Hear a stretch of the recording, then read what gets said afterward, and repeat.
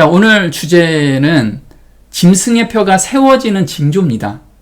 자, 짐승의 표가 세워지려면 그 앞에 무엇이 있어야 되냐면 매매를 통제하는 어떤 제도가 마련돼야 됩니다. 그 제도가 뭐냐면 현재 추진되고 있는 것이 디지털 화폐와 디지털 신분증이 아주 급속도로 빠르게 전 세계적으로 확산이 되고 있어요. 이게 확산이 될 때에 매매를 못하게 하는 계시록 13장이 성취되는 그런 기반이 닦여지게 되는 거죠. 그래서 오늘은 이 내용에 대해서 한번 같이 연구를 해보도록 하겠습니다. 자, 지난 시간에 저희가 잠깐 공부한 걸 잠깐 복습해 보도록 할게요. 이스라엘 백성은 초림 때 그 사건이 마지막 교회의 재림 때 그 사건하고 같은 성경 구절이 적용된다라고 지금 이야기를 하고 있습니다. 그래서 그 성경 구절을 우리가 깊이 연구하게 된다면 초림 때와 재림 때는 굉장히 비슷하게 사건들이 전개가 될 거예요. 그게 바로 이 내용입니다. 한번 볼게요. 그리스도의 초림에 대한 기별이 당신의 은혜의 왕국을 공포하였던 것처럼 그의 재림에 대한 기별은 그의 영광의 왕국을 공포한다. 그리고 첫째 기별과 같이 둘째 기별도 그 예언의 말씀에 기초를 두고 있다. 다니엘에게 마지막 시대에 대하여 설명한 그 천사의 말은 마지막 때에 이해하게 될 것이었다. 자, 그리스도의 초림에 대한 기별, 이 초림에 대한 기별을 통해서 은혜의 왕국이 공포가 됐죠. 그래서 제자들이 이 복음을 전하면서 사람들이 회개하고 돌아오면서 마음속에 은혜의 왕국이 이루어졌어요. 근데 똑같은 성경 규절을 통해서 마지막 때 재림에 대한 기별을 통해서 이제 예수님께서 재림하시고 영광의 왕국으로 우리가 들어가게 될 거예요. 그 내용이라는 거예요. 그러면 이 예언은 마지막 때에 풀리게 될 거라는 거죠. 그러면 현재가 마지막 때라고 저희가 보고 있죠. 이 예언이 풀리게 되면 진짜 마지막 때라는 거예요. 그래서 이 기초를 둔 성경 귀절이 어디냐면 다니엘서 9장 24절에서 27절까지 내용입니다. 한번 볼게요. 내 백성과 내 거룩한 성을 위하여 70일에로 기한을 정하였나니 허물이 마치며 죄가 끝나며 죄악이 영속되며 영원한 의가 드러나며 이상과 예언이 응하며 또 지극히 거룩한 자가 기름 부음을 받으리라. 그가 장차 많은 사람으로 더불어 한 이래 동안의 언약을 굳게 정하겠고 그가 그 이래의 절반에 제사와 예물을 금지할 것이며 또 잠포하여 미운 물건이 날개를 의지하여 설 것이며 또 이미 정한 종말까지 진노가 황폐케 하는 자에게 쏟아지리라 하였느니라. 자, 이게 초림에 대한 예언과 재림에 대한 예언이라는 거예요. 그래서 초림 때는 일의 절반의 제사와 예물이 금지됐다. 그런데 그 금지된 일의 절반 안에 무엇이 쓰냐면 잠포한 미운 물건이 선다라는 거예요.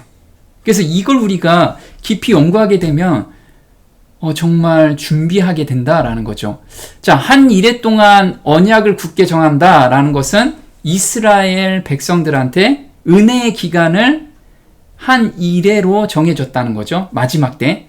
그래서 이래의 절반에, 이 절반이라는 것은 절반의 제사와 예물을 금지한다라고 했어요. 이게 십자가죠. 십자가에서 무엇이 없어졌냐면 이스라엘 백성들이 의문의 율법, 그러니까 안식일에 얼만큼 걸어가면 안 되고 뭐 먹으면 안 되고 뭐 하면 안 되고 이런 율법적인 신앙에 젖어 있는 그 율법, 의문에 쓴 증서가 도말되는 사건이 바로 십자가죠. 십자가에서 모두 예수님께서 이루시고 이제 사람들은 그 예수님을 의지해서, 예수님의 피를 의지해서 걸어가게 될 때 하늘의 마음을 받고 우리가 줄겨 순종하는 마음이 생긴다라는 거예요. 이게 AD 31년에 십자가가 섰고 전 3.5년이 있고 후 3.5년이 있죠. 이게 한 일에 7년을 의미하고 있습니다. 그리고 잠포함 미운 물건이라는 건 뭐냐면 마태복음 24장 15절에 멸망에 가증한 것이 거룩한 곳에 선 것을 보거든. 이게 멸망에 가증한 것이라는 거예요. 그러면 멸망에 가증한 것이 그때는 로마의 깃발이 거룩한 곳 예루살렘에 서게 될 때, 포위하게 될 때 그것을 읽는 자는 깨달으라는 거죠. 근데 마지막 때는 이 멸망에 가증한 것이 바로 일요일 휴업령이라고 우리가 지금까지 성경을 가지고 공부를 했죠.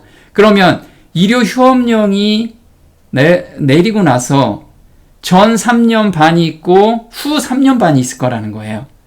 그래서 이걸 우리가 깊이 연구하면 정말 그 마지막 백성들한테 무엇을 준비해야 될지를 우리한테 알려주는 거죠. 자, 그러면 전 3년 반에 어떠한 일들이 있는지, 그래서 일요 휴업령이 떨어질 때 미리 준비가 돼 있어야 되잖아요. 그 환경이 어떤 건지를 우리가 보면 알겠죠. 그래서 은혜의 시기의 끝과 환란의 때를 위한 준비에 관련된 사건들이 분명히 제시되어 있다라는 거예요. 우리가 이 사건들을 보게 되면 일요 휴업령이 곧 짐승의 표가 서겠구나. 이것을 알고서 스스로 깨어난다라는 거죠. 자, 첫 번째는 매매를 못하게 하겠죠. 여기 보면 계시록 13장 17절입니다. 누구든지 이 표를 가진 자 외에는 매매를 못하게 하니 이 표는 곧 짐승의 이름이나 그 이름의 수라. 자, 매매를 못한다라는 건 우리가 지금 금을 가지고 있거나 현금을 가지고 있으면 매매를 다 하고 있죠. 그런데 이 현금 쓰는 것에 대해서 통제권을 가지게 되면 매매를 못하게 될 거예요. 그럼 일요 휴업령이 들어서기 전에 이 통제권이 제도적으로 갖춰지겠죠. 그걸 한번 우리가 보도록 할 거예요. 두 번째는 용처럼 말하더라. 그래, 땅에서 올라온 짐승이, 새끼 양 같은 짐승이 용처럼 말하다. 그러면 법적인 제도로 정착을 시킨다라는 것을 의미하고 있죠. 그 다음에 마태복음 24장 3절에는 우리가 많이 들어봤죠. 보겠습니다. 주의 임하심과 세상 끝에는 무슨 징조가 있사오리이까. 민족이 민족을, 나라가 나라를 대적하여 일어나겠고 처처에 기근과 지진이 있으리니 이 모든 것이 재앙의 시작이니라. 자, 우리가 작은 환란, 휴업령이 떨어지면 그때부터 작은 환란이 시작되고 3년 반 이후에는 큰 환란이 시작이 될 거예요. 그러면 재난의 시작이면 우리가 보면 현재 나라와 나라, 민족과 민족이 지금 전쟁으로 지금 역사적으로 가장 많이 전쟁이 일어나는 시점이죠. 그리고 기근과 지진. 기근은 세계의 3분의 1 가까이 되는 인구가 지금 기근으로 지금 기근에 쌓여 있다는 거죠. 지진은 엄청나게 발생되고 있죠. 그리고 온역이라는 게 우리가 전염병이죠. 이런 것들이 창궐할 때 이게 재난의 시작점이라는 거예요. 그래서 우리가 이 세 사건을 가지고 한번 보게 되면 어느 정도 와 있는지를 볼 수 있다는 거죠. 그래서 오늘은 매매를 못하게 하는 사건이 어느 정도 와 있는지 우리가 보는 시간을 한번 가져보도록 합니다. 자, 여기서 매매를 못하게 하는데 하나님의 백성이 누구인지를 정확하게 파악하고 있어요, 이 사람들은. 그래서 근데 어떻게 알 수 있는지를 우리가 보고 한번 파악을 해봤으면 좋겠습니다. 계시록 12장 17절에 이렇게 나오죠. 용이 여자에게 분노하여 돌아가서 그 여자의 남은 자손 곧 하나님의 계명을 지키며 예수의 증거를 가진 자들로 더불어 싸우려고 바다 모래 위에 섰더라. 자, 지금 여자의 남은 자손, 이 자손과 싸운다라고 이야기를 해요. 근데 우리가 적을 모르면 누구랑 싸울지 잘 모르죠. 그런데 정확하게 용은 여자의 남은 자손을 누구인지를 명확하게 알기 때문에 그 사람들을 죽이기 위해서 싸우겠다라는 거예요. 한번 볼게요. 남은 교회는 큰 시련과 고통을 당하게 될 것이다. 그는 배교한 교회들에 대한 지배권을 얻었다. 그러나 그의 최상권을 저항하고 있는 적은 무리가 여기에 있다. 만일 그들을 세상에서 제거해 버릴 수만 있다면 그의 승리는 이루어질 것이다. 자, 배교한 교회죠.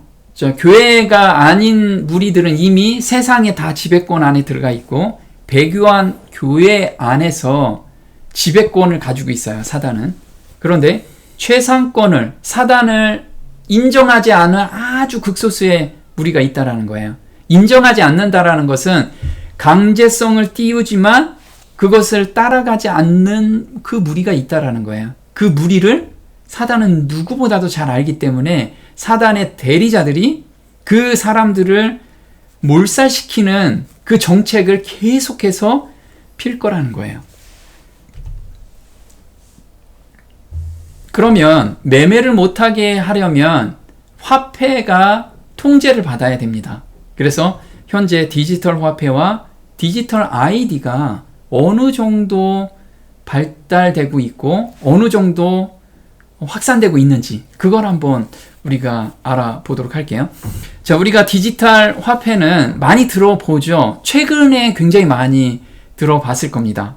왜냐하면 우리나라 한국은행에서 드디어 CDBC가 테스트가 몇 달이면 3개월 테스트 기간을 두고 그 다음에 전국적으로 누구에게나 다 이걸 확산시키겠다라고 발표를 했기 때문에 그러죠. 자, 그리고 어느 순간에 디지털 아이디라고 디지털 신분증, 우리가 모바일에서 그 운전면허증이나 또는 주민등록증을 모바일에다 심는 걸 지금 많이 보고 있죠. 주변에 많이 보아질 겁니다. 이것이 언제부터 시작이 됐냐면 작년부터 급속도로 퍼지고 있어요. 전 세계적으로. 이게 아주 짧은 시간에 본물이 터진다고 하죠. CDBC나 디지털 아이디가 본물이 터지듯이 우리뿐만 아니고 전 세계적으로 지금 난리가 났습니다. 아주 짧은 시간에 이게 세팅이 될 거로 보고 있어요. 지금 중국에는 디지털 화폐가 가장 빠르게 정착된 곳이죠. 중국은 거지도 현금을 받지 않습니다. 거지도 다 QR코드를 받죠. 그래서 디지털 머니를 받습니다. 그렇듯이 중국은 지금 엄청나게 통제사회로 들어가고 있다라는 거죠. 자, 중국 정부가 디지털 위안화 거래 모니터링을 시작했어요. 그래서 개인정보 침해 우려가 된다라고 하는데 어느 정도냐면 이렇게 길거리에서 경찰이 안경을 쓰면 이 사람이 신용 등급을 다 알아요. 그래서 연체가 얼마나 됐고 이 사람이 연수입이 얼마인지를 다 알 수가 있어요. 얼마나 이 무서운 세상이 왔냐 하면 이 사람이 지금은 내가 돈이 없어도 어딜 가나 내가 돈 없는지를 모르잖아요. 그런데 이 사람 안경만 쓰면 그 사람의 지금 신용 수준과 돈을 가지고 있는 수준을 다 알 수가 있는 거예요. 이런 상황까지 와 있다인 거죠. 자, 중국 디지털 위안화 국제화의 시동을 걸고 국경 간 결제 시범 운영을 시작했어요. 그래서 중국은 지금 중국과 무역하는 곳은 디지털 위안화로 지금 결제가 이루어지기 시작한 거예요. 그러다 보니 지금 달러가 기축 통화입니다. 세계를 지배하는. 그런데 미국에서도 이게 발동에 불이 떨어졌죠. 그래서 미국에서도 엄청나게 지금 디지털 화폐를 추진하고 있어요. 그래서 미국은 CDBC는 하지 않지만 스테이블 코인이라고 해서 $1하고 그 다음에 디지털 머니하고 1:1 매칭되는 그런 디지털 화폐를 발행을 했는데요. 트럼프 정부가 들었으면서 이것을 굉장히 육성하고 있는 추세입니다. 자, 근데 중국에서는 3년간 미 국채를 27%나 줄였어요. 지금 미국 국채를 사고 있는 나라 중에 하나가 중국과 일본입니다. 그런데 중국과 일본이 지금 자꾸 팔고 있어요. 지금 요즘 무역 전쟁뿐만 아니고 미국이 불안해요. 미국이 망할 수도 있다라는 생각 때문에 지금 계속해서 줄이고 있는 거예요. 그러다 보니 미국에서는 지금 빚이 어느 정도냐면 작년 2024년도에는 1조 8,330억 1년 적자가 요 정도로 내려왔습니다. 총 국가부채가 35.3조 원인데 하루 이자가 얼만큼 나가냐면 약 4조 원 이상이 나가요. 하루 이자가 4조 원. 그리고 연간 이자가 약 1,200조 원이에요. 우리 한국 연간 예산이 약 600조 원이 조금 넘거든요. 근데 이자만 나가는 것이 한국 이 전체 규모의 2배가 이자로만 나가는 거예요. 그러니까 이게 버틸 수 없는 상황이라는 거죠. 그래서 미국이 선택한 것이 바로 디지털 화폐예요. 그래서 미국은 스테이블 코인으로 디지털 세계에서도 기축통화국의 패권을 지금 지려고 하고 있다라는 거죠. 그래서 트럼프가 들어서면서 이 스테이블 코인에 대해서 엄청나게 드라이브를 걸기 시작합니다. 그래서 벌써 1분기에 2261억 달러를 돌파했어요. 이게 어느 정도 규모냐면 하나로 치면 3112조 원 정도. 이 규모로 지금 자라고 있는데 매 순간 지금 증가하고 있습니다. 자, 달러 코인 확산된 금융 주권이 흔들릴 것이다. 워낙 스테이블 코인 서둘러야 한다. 지금 경제 전문가들은 미국에서 스테이블 코인, 그럼 미국하고 지금 경제를 무역하지 않는 나라가 없죠. 가장 큰 나라죠. 근데 미국에서는 이제 앞으로 스테이블 코인으로 거래 금액을 주게 돼요. 그럼 우리는 안 쓸 수가 없겠죠. 그래서 미국과 거래하는 나라들은 이제 앞으로 스테이블 코인으로 다 거래화가 될 겁니다.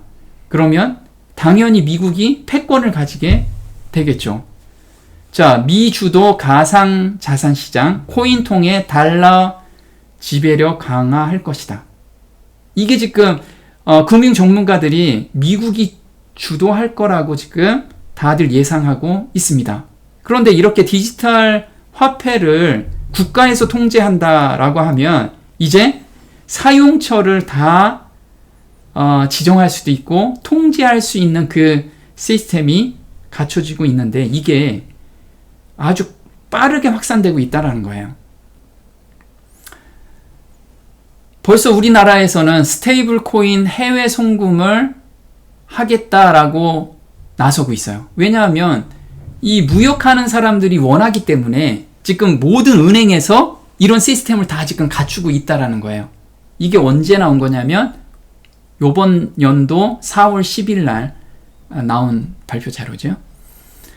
그럼 한국에서도 지금 디지털 화폐가 전 세계적인 트렌드죠. 추세이기 때문에 한국도 가만히 있을 수가 없습니다. 그래서 한국에서는 6월 30일까지 4월 1일에서부터 6월 30일까지 10만 명을 대상으로 해서 한강 프로젝트를 시행을 해요. 이 한강 지금 시행 중에 있죠. 한강 프로젝트는 뭐냐면 한국은행에서 발행한 CDBC 디지털 머니를 가지고 편의점에서도 쓰고 그 다음에 무엇을 구매할 때 쓰게끔, 그래서 거기에서 테스트 기간이 끝나면 이걸 전국 전 국민한테 확산시킬 거다라고 지금 발표를 하고 있어요.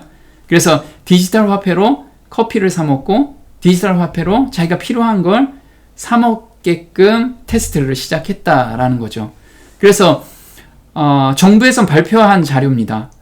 10월부터 개인 간 송금을 이 디지털 머니로 CDBC로 확대할 거고, 그리고 우리 연금 받죠. 그리고 지자체에서 개인들한테 요즘 지역 화폐를 주죠. 이걸 다 CDBC로 줄 겁니다. 연금 받는 사람 다 CDBC로 앞으로 주게 될 거예요. 그럼 그 CDBC를 가지고 이제 사용하게 되겠죠. 근데 이 CDBC는 어디에서만 사용하세요 이렇게 지정할 수가 있다라는 거예요. 그래서 지금 우리는 현금을 가지고 있으면 내가 쓰고 싶은 대로 다 쓰고 누구한테 주고 싶으면 주는데, 이 CDBC는 그렇게 할 수가 없는 거예요. 내 마음대로 쓸 수가 없는 거. 이렇게 돈의 통제를 지금 시작하고 이게 굉장히 빠르게 확산되고 있다는 거예요. 지금 디지털 화폐 도입하고 준비 중인 나라, 선진국들은 이미 다 준비가 끝나서 시행하고 있고요. 후진국들은 아직 시스템을 갖추고 있는데 너도 나도 지금 추진하고 있다는 거예요. 왜냐하면 국가에서 통제할 수 있는 아주 좋은 시스템이기 때문에.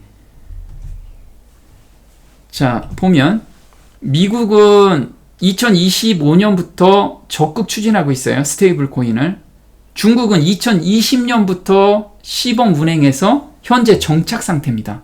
러시아는 2025년 올해부터 상용화를 목표로 추진하고 있어요.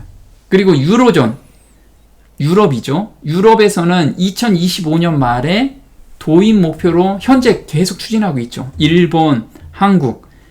그래서 이 디지털 화폐나 CDBC를 검토 중인 나라는 100여 개국이 넘어가 있다라는 거예요.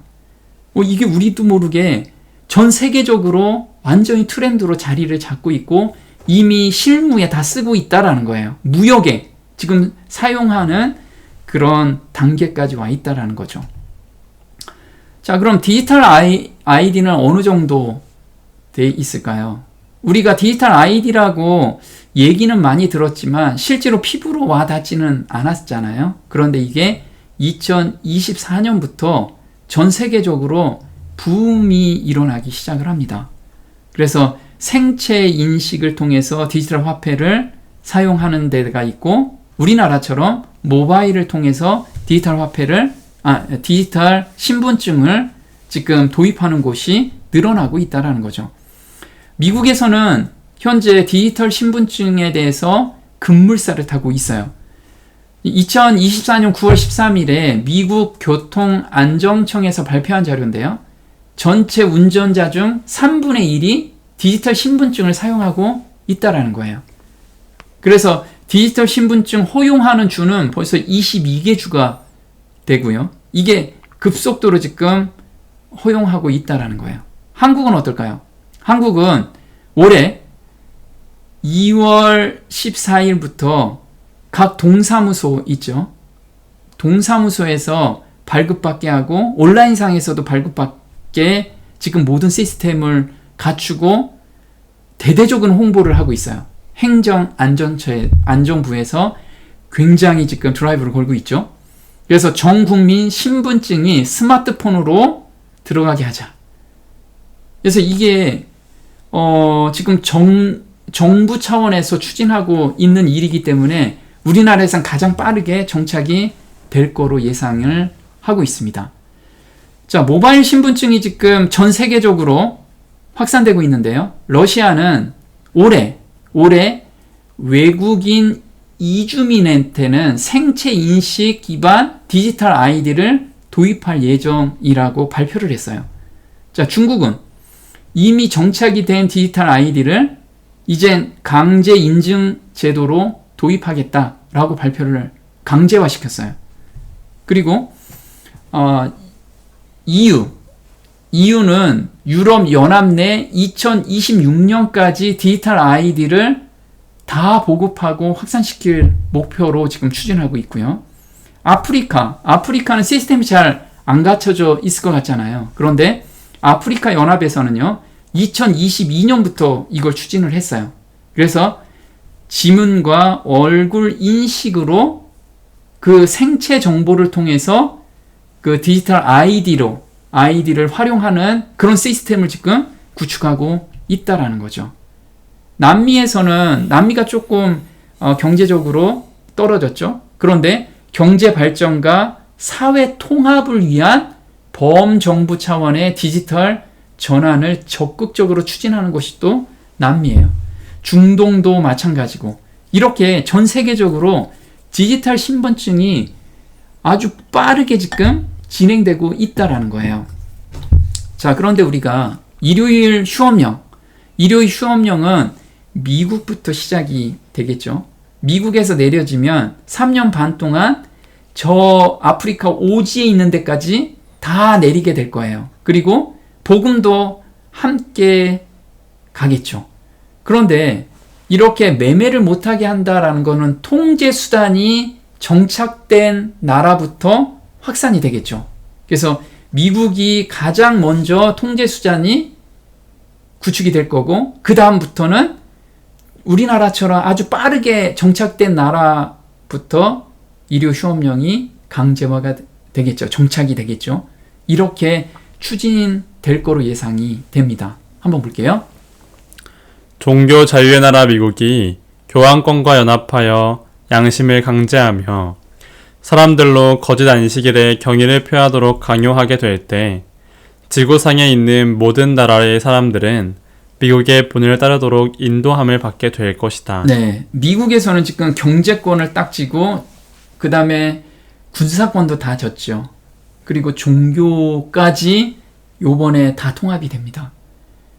그래서 미국이 이게 시행이 되면 전 세계적으로 이게 하나씩 급속도로 빠르게 정착이 될 거라고 이야기를 하고 있어요. 또 볼게요. 외국 나라들은 미국의 본을 따르게 될 것이다. 비록 미국이 선도를 할지라도 세계의 모든 지역에 있는 우리 백성들에게는 동일한 위기가 닥칠 것이다. 네, 미국에서 먼저 의료 휴업령이 떨어지고 세계적으로 이게 확산이 될 건데, 이때 우리 백성들에게는 동일한 위기가 이젠 닥치겠죠. 우리가 보면 이때 우리는 정말 깊은 회개에 들어가고 늦은 비를 받는 사람들이, 깨어나는 사람들이 이제 늦은 비를 받게끔 되겠죠. 자, 모든 나라가 통과될 때 은혜의 시기가 끝나게 됩니다. 볼게요. 거짓으로 진리를 대신하는 일은 이 연극에서 최후의 장면이다. 이같이 대신하는 일이 전 세계적인 것이 될 때 하나님께서는 당신 자신을 나타내실 것이다.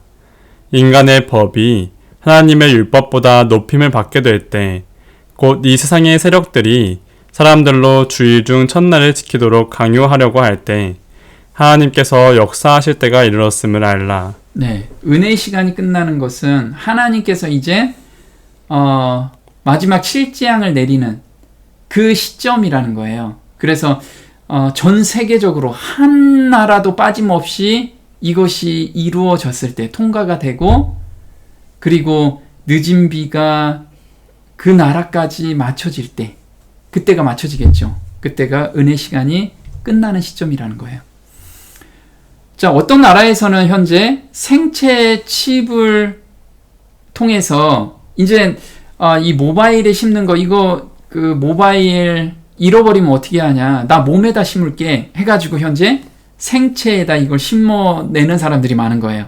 그래서 손 올리면 자동 결제가 되고 몸에 마이크로칩 이식하는 사람들이 엄청나게 늘어나고 있어요. EU에서는 이 조사를 해보니까 대략 50%의 사람들은 나는 신체 이거 심겠다, 이렇게 긍정적으로 답한 사람들이 그렇게 많다라는 거예요. 자, 그럼 이 생체 칩이 짐승의 표인가, 이 계시록 13장 16절에 이야기하는 이 짐승의 표인지 우리가 좀 봤으면 좋겠어요. 한번 보겠습니다. 저가 모든 자, 곧 작은 자나 큰 자나 부자나 빈궁한 자나 자유한 자나 종들로 그의 오른손에나 이마에 표를 받게 하고 누구든지 이 표를 가진 자 외에는 매매를 못하게 하니 이 표는 곧 짐승의 이름이나 그 이름의 수라. 지혜가 여기 있으니 총명 있는 자는 그 짐승의 수를 세어보라. 네, 제가 예전에 이 생체 칩이 666이고 짐승의 표라고 생각을 했어요. 그래서 이거 우리가 받으면 안 된다, 이 얘기를 많이 했거든요. 물론 통제 수단은 될 수가 있는데 이게 짐승의 표는 아니라는 거예요. 성경적으로는 맞지 않다라는 거죠. 그럼 짐승의 표는 뭐냐? 우리가 계시록 13장 16절에 아까 짐승의 이름, 이 짐승은 나라를 의미한다라는 거예요. 생체 칩이 아니고 짐승은 나라를 의미하기 때문에 나라에서 주는 어떤 표라는 거예요. 자, 계시록 13장 1절에 이렇게 나오죠. 내가 보니 바다에서 한 짐승이 나오는데 뿔이 10이요 머리가 7이라. 그 뿔에는 10 면류관이 있고 그 머리들에는 참람한 이름들이 있더라. 내가 본 짐승은 표범과 비슷하고 그 발은 곰의 발 같고 그 입은 사자의 입 같은데 용이 자기의 능력과 보좌와 큰 권세를 그에게 주었더라. 지금 바다에서 한 짐승이 나온대요. 그럼 짐승의 표라고 하면 이 짐승을 알아야겠죠. 짐승이 주는 표기 때문에. 그래서 한 짐승이 나오는데 뿔이 10이요 머리가 7이래요.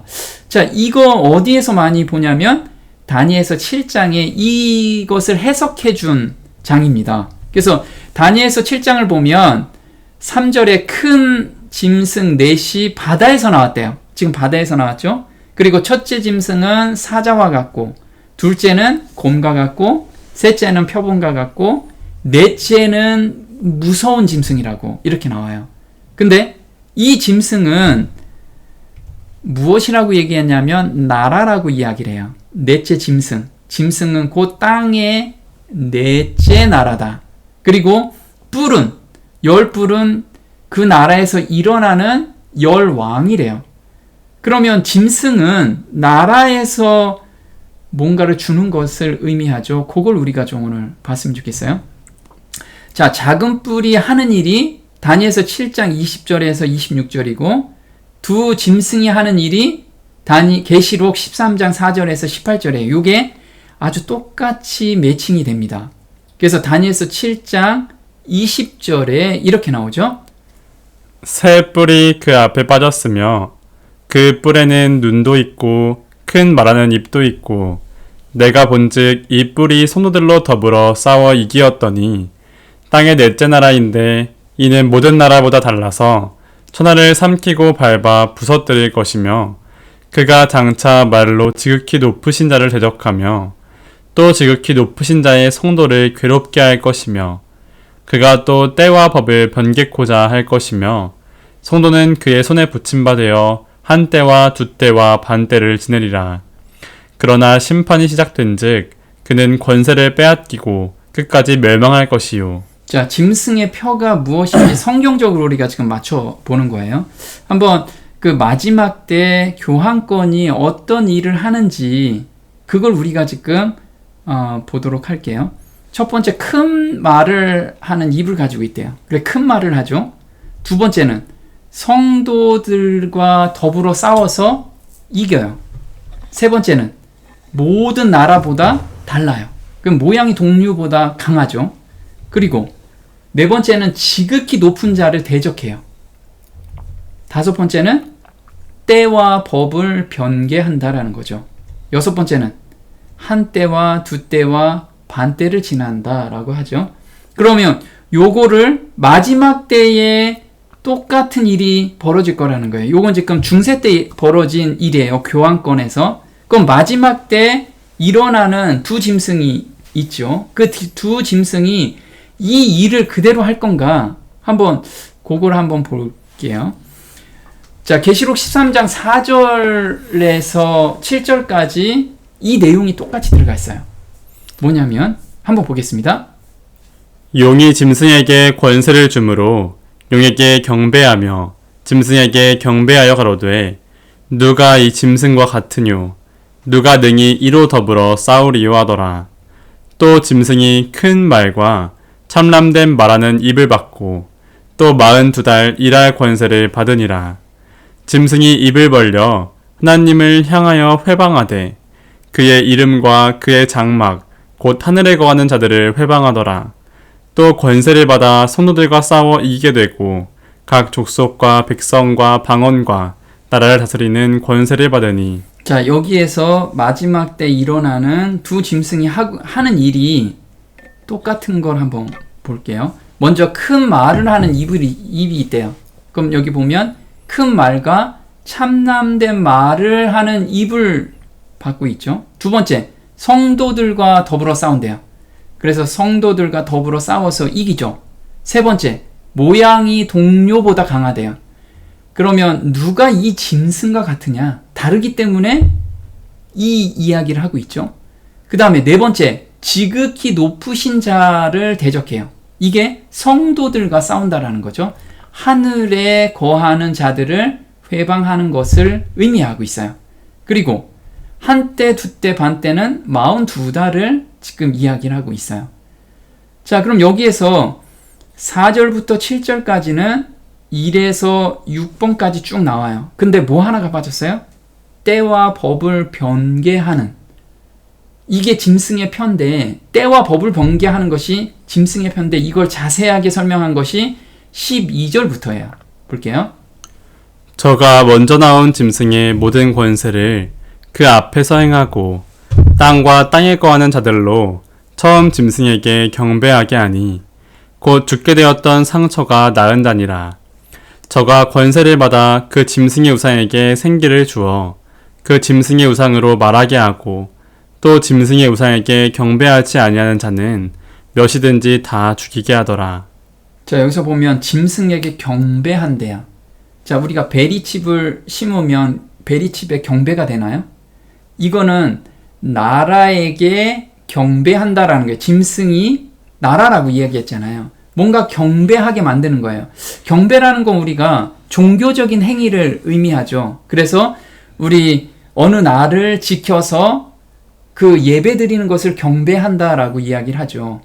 그리고 우리 기독교는 그렇게 경배하지만 만약에 불교 같은 경우도 절에 가서 뭐 4월 초파일에 가서 무엇을 하고 그게 경배하는 행위라는 거예요. 그래서 경배한다라는 것은 바로 종교적인 내용이라는 거예요. 그리고 짐승의 우상에게 말하다라는 것은 한 나라가 말하는 것은 입법과 사법상의 권위를 행사하는 것을 말한다라는 의미라고 말씀을 드렸죠. 그래서 종교적인 행위를 법적으로 만들어내는 것을 짐승의 우상으로 말하게 한다라는 뜻이에요. 그게 종교와 관련된 경배일을 만들어 법으로 강제화시킨다라는 거죠.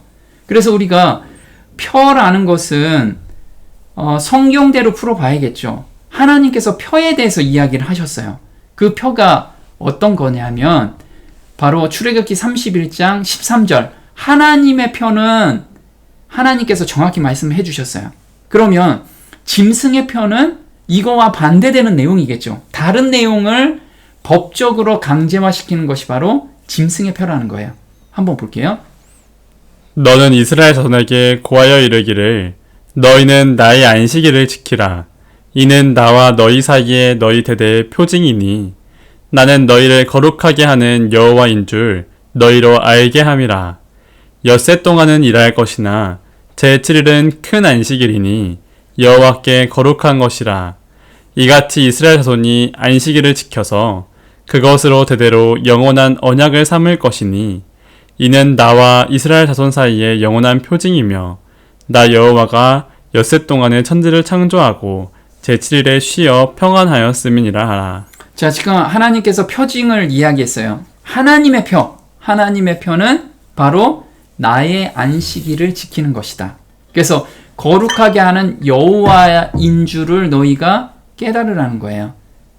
근데 이게 영원한 언약이래요. 그럼 영원하다라고 하면 우리가 천국에 가서도 지키는 것이 바로 안식일이라는 거예요. 이 안식일을 왜 하나님께서 두셨냐면 우리가 앞으로 새하늘과 새 땅은 시간이 없는 곳입니다. 영원히 사는 곳이죠. 그 영원히 사는 곳에서 왜 안식일을 기억하여 거룩하게 지키냐면 천지를 창조하신 분, 그리고 우리를 창조하신 분이 하나님이라는 걸 잊지 않게 하기 위해서. 잊지 않게 하면 하나님께 우리가 경배하고 하나님한테 우리가 온전히 순종하면 참 기쁨 안에서 살 수 있기 때문에 하나님께서 그렇게 말씀하신 거예요. 자, 그런데 우리가 하나님의 십계명이 있고 천주교의 십계명이 있습니다. 하나님의 십계명의 네 번째 안식일을 기억하여 거룩하게 지키라 라고 하죠. 그런데 천주교의 십계명은 안식일을 지키지 말라라고 나와 있어요. 주의를 지키래요. 주의를. 일요일 안식일을 지키라는 거야. 토요일 안식일이 아니고. 이렇게 지금 바뀌어 있는 건데, 이게 하나님께서 지정한 표를 사람이 만든 표로서 강제화시키는 것이 바로 짐승의 표라는 거. 이것이 통제사회에서 이루어지는 사건이라는 거예요. 그래서 첫 번째 통제 사건은 바로 우리가 디지털 아이디와 디지털 머니, 이 두 가지를 가지고 통제를 하는데, 이게 놀랍도록 아주 빠르게 전 세계적으로 확산되고 있다는 거. 우리가 이걸 보게 된다면, 시대의 징조를 보게 된다면 스스로 깨어나는 그런 성도가 되었으면 좋겠습니다. 오늘 여기까지 하겠습니다.